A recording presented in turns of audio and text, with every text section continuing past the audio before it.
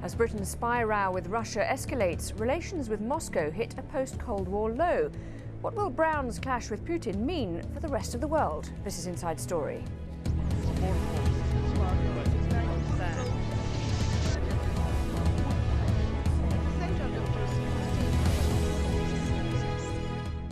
Hello, I'm Lauren Taylor. As Britain awaits a response from Russia after expelling 4 of its diplomats, what will the impact be on Western relations with Moscow? London acted on Monday over Russia's refusal to extradite Andrei LUGOVOI, the man suspected of murdering former agent Alexander Litvinenko. The Kremlin says it's planning a targeted and appropriate reply. Russian officials claim LUGOVOI can't be extradited because their constitution won't allow it. UK Prime Minister Gordon Brown, who appears to have backing from Germany and France, says the move is possible under an international treaty signed by Russia. Litvinenko, a former spy who turned on the Kremlin and was also a British citizen, was killed by radiation poisoning in London last year. Well, the Kremlin denies it was linked to the killing, but among those who claim it was is Boris Berezovsky, a UK-based Russian billionaire and fierce critic of President Vladimir Putin. In return, some Russian officials claim Berezovsky masterminded the spy's murder as a means to damage the Kremlin's reputation. The tycoon, allegedly the target of a recent assassination plot, is wanted in Russia, charged with attempting to overthrow the regime. But Britain refuses to extradite him. Well, the current rift between Russia and the UK is the latest in a series that could poison bilateral ties and unravel years of cooperation. Trade, which has trebled in the last 5 years, is just one indicator of how much both sides have to lose. Last year, it was worth $17 billion. And British companies invested a massive $11 billion in Russia. Iran's nuclear ambitions are another key issue. Russia's veto on the UN Security Council could scupper Western efforts to force Tehran to abandon its programme. And then there's the controversial US plan to build a missile shield in Europe. The UK will act as a linchpin. Russian anger over the issue has boiled over, with Moscow suspending participation in a major European arms control treaty. Well, joining us now are our guests. In Moscow, Boris KAGARLITSKY, author and director of the Institute of Globalization and Social Movements in Moscow. In London, GLENMORE TRENEAR-HARVEY, an intelligence analyst who spent also 40 years in British intelligence. And also in London, YOSSI MEKELBERG, an associate fellow at Chatham House and an international relations professor. If I could come to you, first of all, Mr. GLENMORE-HARVEY, what do you think? I mean, there's clearly a lot at stake here. Why do you think the UK has taken such a high-level decision at this point? Well, a number of reasons. I think, first of all, the fact that a UK citizen was killed on UK soil with very strong evidence pointing to Andrei LUGOVOI, a former KGB intelligence officer, as being the perpetrator, together with Dmitry Kovtun, his colleague. That in itself is sufficient. But as we learn only this afternoon with the alleged assassination attempt on Boris Berezovsky, who you've just referred to, this has ramped up the situation that one can only imagine that the Siloviki, the former KGB and military people who surround Vladimir Putin, are rubbing their hands with glee. Boris KAGARLITSKY, now one commentator in Russia has said this is the politicizing of a strictly criminal case. Is that your view? Well, not exactly, because the case is definitely political, and this assassination was not a criminal assassination. It was not the case that LUGOVOI was coming there to rob Mr. Litvinenko or something like that. So definitely the case is political.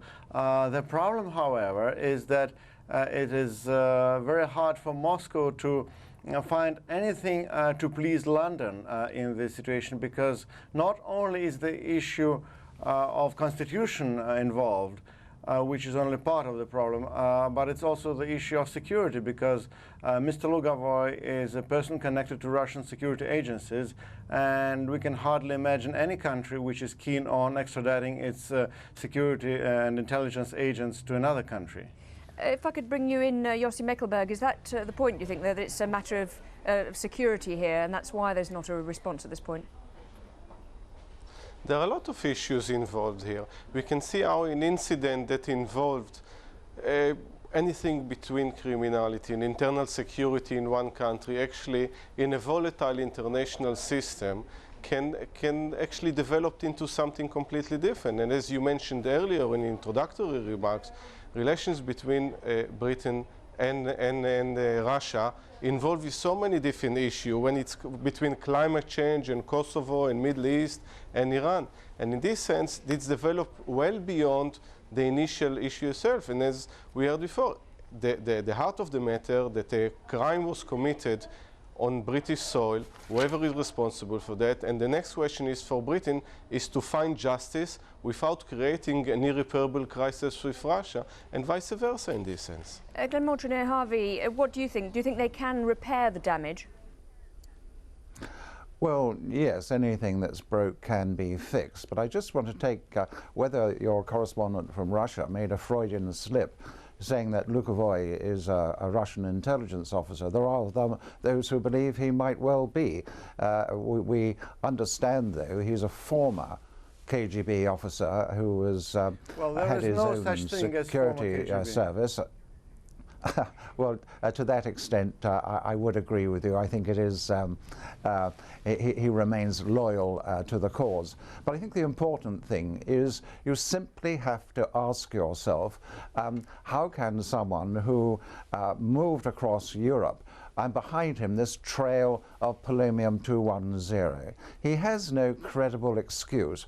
The analogy I use, it's like a mother saying to a little child who's eaten the chocolate cake, and the child is covered with chocolate on his face and his hands, and the child looks at the dog and says, the dog did it. It's incredible, and I think that it is this degree of incredibility that gives strength to the British government. And remember, it is Gordon Brown as our new Prime Minister and Miliband as our new Foreign Secretary. This, I think, is some evidence that the British are trying to demonstrate some kind of force, but unquestionably Britain is the weaker person in this operation. YOSSI MEKELBERG, was it because it was a matter of public safety, as we're hearing there, the kind of the trail of polonium? It wasn't just spies bumping, or former spies, whatever you'd like to call them, bumping each other off. It was actually public safety being put at risk, and that's why it's escalated to this level. Mm. Well, more than 120 people actually was tested, so some certain level of exposure to polonium. It's a serious matter. And yes, there is a new government in Britain, and we can't expect any government actually to ignore the assassination of actually a British citizen on its soils. And there was an investigation, and at the end of this investigation, Sir Ken MacDonald actually issued a warrant and the request for extradition. And it's a test for the British government. It's a matter of issues of sovereignty, it's an issue of independence, it's an issue of making sure that there is law and order within a country, and actually also for a new government to send a clear signal that this kind of behavior is unacceptable. By the way, even if he wasn't a British citizen, any assassination involve any other government or emissary of another country will be seen very seriously by any government.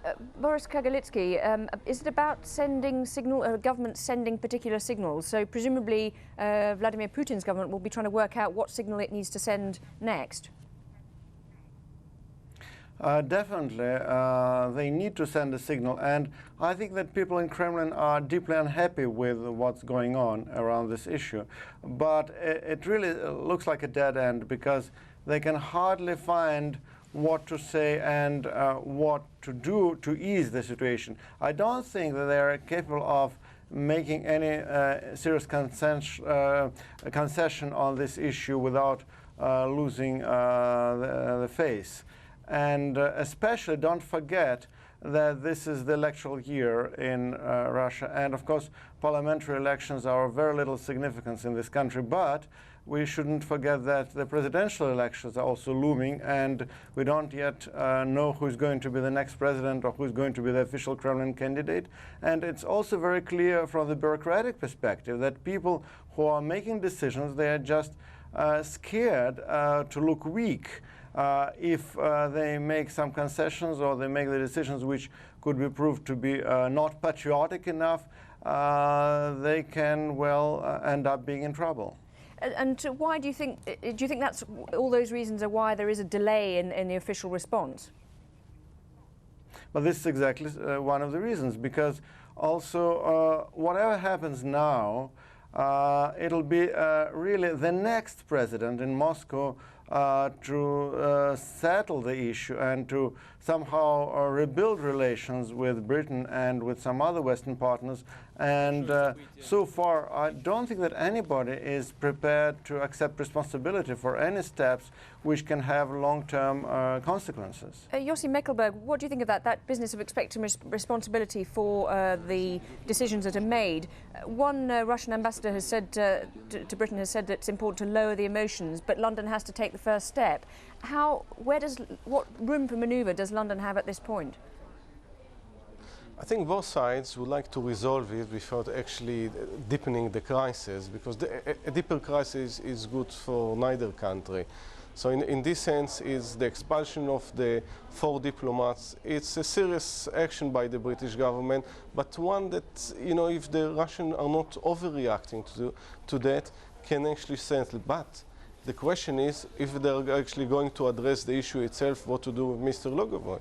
And if they're going to be a court case, well, either in Britain or maybe in a third country. Maybe they have to look for an alternative for actually that Mr. LUGOVOI will face justice, or whoever they think is responsible, in a third country. We saw it already, for instance, in the case of Lockerbie.